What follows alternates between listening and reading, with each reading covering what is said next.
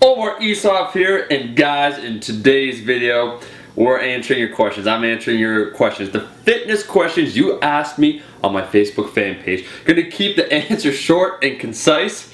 Let's get right to it. Omar, I always lose conditioning after a DiLo week. Shit. I'm always sore as fuck after my first week back. How can I better structure my deloads to avoid this? Son, you gotta keep more active. Basically, this is what happens. People will use a deload as an excuse not to do a whole lot. You know, you're lifting maybe 50 to 60% of what you do in the gym, so they might not do any conditioning work, their mobility. They're like, well, I'm not max effort squatting. Why do I need to do my 15-minute warm-up? And what happens, you gotta keep this in mind. You're sitting on your ass all day, probably at work, at school, who knows what, doing butt-fuck nothing. And what happens, you'll get tight as hell if you're just maintaining those same suboptimal positions. So, what I'm trying to say, when you're in that deload week, you should do even more mobility work so you can come back stronger. You should do things to help keep your nervous system active, such as those jumps, those sprints, some of that anabolic conditioning, what I'd say, so maybe some prowler work, some kettlebell tabatas, something along those lines. Just because you're not supposed to lift, 80, 90% of your 1 rep max doesn't mean that you can't do other activities. You can do all sorts of activities. You gotta make sure that your body is still being utilized in other ways. Eddie has a question, long-time fan. Is it wrong of me that I purposely down a massive protein shake before bed just because it gives me epic stank farts at work the next day? It keeps people away from me and I like it that way. No, fuck it, fuck them, okay? They're probably not interesting in the first place. In fact, I'd encourage you, the person that you least like, you go to their desk, to a little cubicle, you leave a stank bomb there, you leave a note and just say it was me, and you get the hell out of there. You gotta mark your territory. So as far as I'm concerned, I think you're doing a public service. You go ahead and you stank up those places, man. I'm just saying you better not be coming up in my crib and doing that shit where you're gonna leave a stank fart, because I will fuck you up. I'm not just talking street fighter fart. I will Wing Chun your ass. I will Daniel Son Karate King. Bam! Get him a body bag, Jimmy. That's what I'm talking about. Yeah, you've been told. Does ATG squatting apply to every single person? No. I got the shirt that says go ATG, but it depends upon your range of motion, your current level of flexibility.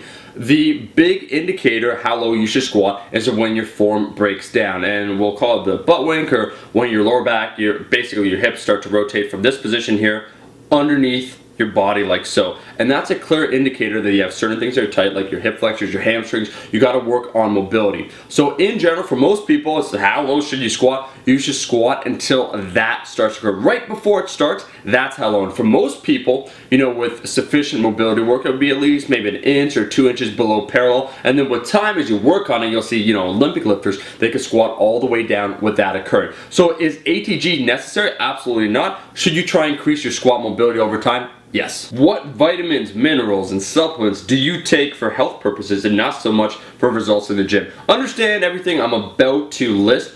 Actually, while it does have benefits in the gym, it does help you out, it extends far beyond that. I mean, the first one I have to mention would be fish oil. We know about its anti-inflammatory properties, but also the numerous health benefits. In terms of dosing, I take at least 3 to 4 grams combined with EPA and DHA. The next big supplement I think a lot of people don't take, first of all, starts anti-inflammatory, anti-carcinogen, would be curcumin.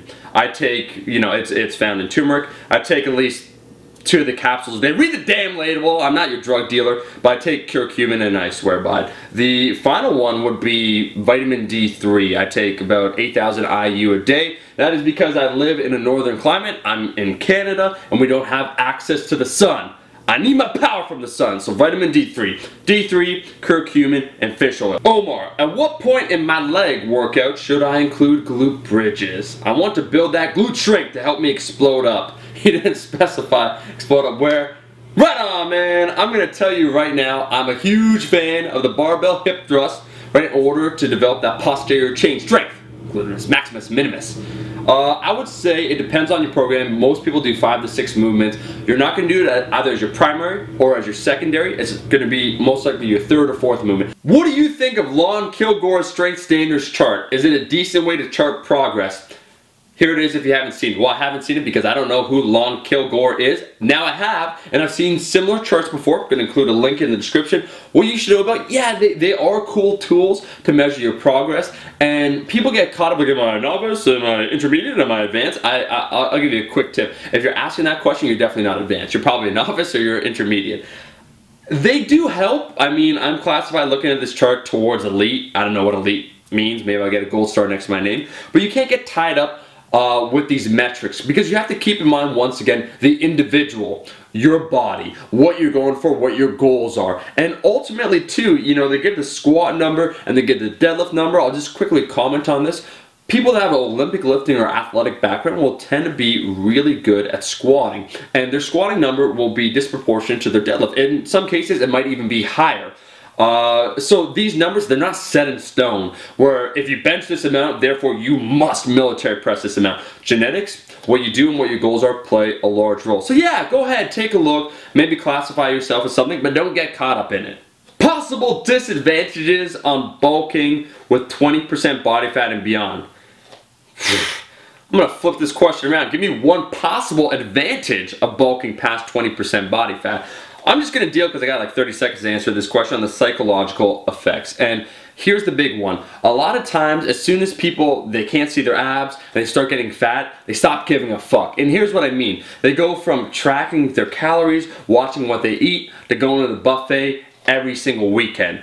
There is a point, there is that breaking point. It's like a snowball effect, that if someone gets a higher and higher body fat percentage, they stop caring about how their body looks, and they start, in a way, sabotaging their own physique, where they accumulate more fat than necessary. And what will happen then, when you get that extra fat, you know, extra 15, 20 pounds that you shouldn't have gotten, shouldn't have accumulated, then you gotta lose it. It just takes time out of the whole getting yourself better, getting stronger, leaner, more muscular type of goal that hopefully you have. So for most people, it's psychological. Getting that fat will set yourself up to care less about how you look, less about what you eat, and then ultimately it will take more time to achieve your goal. Well guys, that is all the time we have. If you have more questions, you should get on the Facebook fan page, because one time a week we're going to be doing this, clearing the space, clearing the air, so to speak. All your most pressing questions that must be answered,